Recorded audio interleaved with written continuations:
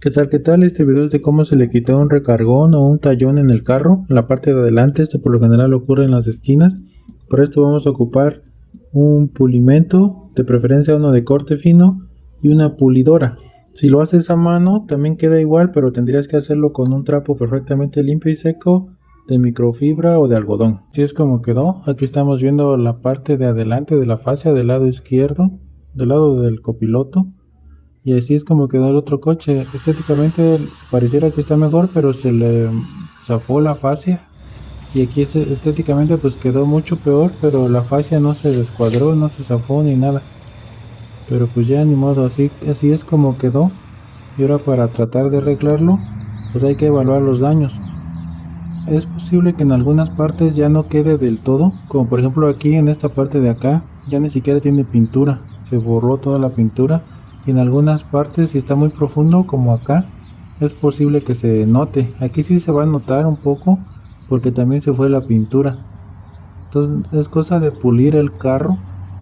Entonces primero vamos a lavarlo, que en algunas veces cuando lo lavas ya se quita bastante, pero y si lo sigues lave y lave y lave después de muchas lavadas, se le va a ir quitando, pero pues para eso tiene que pasar años de estarlo lavando. Entonces para que sea rápido hay que pulir el carro. Yo te aconsejo que veas el video de cómo pulir el carro con rotativa, que es un poco largo pero es muy ilustrativo y te va a ayudar de cómo entender cómo pulirlo. Puedes empezar con el paso 3, este de Mencerna o este de Turtle Wax. También conviene, tiene que ser de corte fino o este pulimento rosa. A mí me gusta más el Meguiar o el 3M. 3M también sale muy bueno. Recuerda que es el paso 3 o el último paso, que es el abrillantado. Y ya nada más es cosa de ponerlo en la pulidora. Como es la primera vez, pues sí se le pone más para que se empape todo el pad o la borla. Y un poco lo pones aquí en el área donde vas a trabajar. Recuerda siempre empezar o hacerlo siempre a bajas revoluciones. Si lo haces a muchas revoluciones, en lugar de ayudar al daño, para eliminar el daño vas a dañar más la pintura.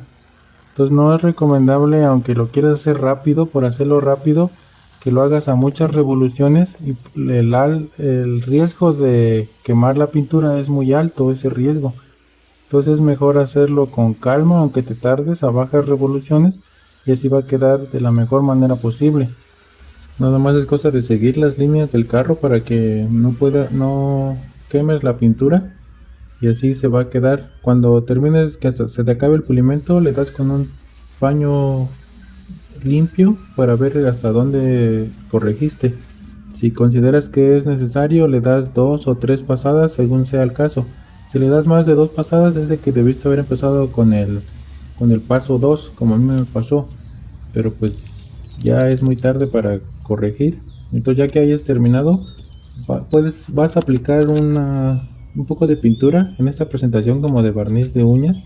Recuerda que debe ser Hyundai 2015. Si es 2015, aquí en México te sirve para el 2015 en adelante. En otros países donde llegó este tipo de carros en el 2014, debe decir 14, de Hyundai 14, y te sirve para todos los Granny 10 2015 en adelante. Nomás lo tratas de aplicar como aquí, como está un poco grande el daño, es directamente con el aplicador. Si es un rayón, solo un rayón, no un tallón. Si es un rayón, puedes ocupar un montadientes, un palillo para los dientes, y lo aplicas nada más en la parte donde vas a corregir ahí la pintura. Entre más fino sea posible, pues va a ser mejor. Tendrías que hacerlo con mucho cuidado para que no quede brusco, no quede tosco. Recuerda agitarlo cada vez que lo vas a usar. Entre mejor agitados esté, va a quedar mejor el tono exacto de tu carrocería del color original. Recuerda que en la puerta está el código por si no lo puedes conseguir en tu país. Aquí en México yo los he conseguido aquí en AutoZone. Solo que diga Hyundai 2015 y ya te sirve para todos los 2015, 16, 17, 18, 20, 24. Lo pones ahí donde consideres que se nota todavía, y lo vas a tener que dejar secar por lo menos 24 horas, de 24 a 72 horas.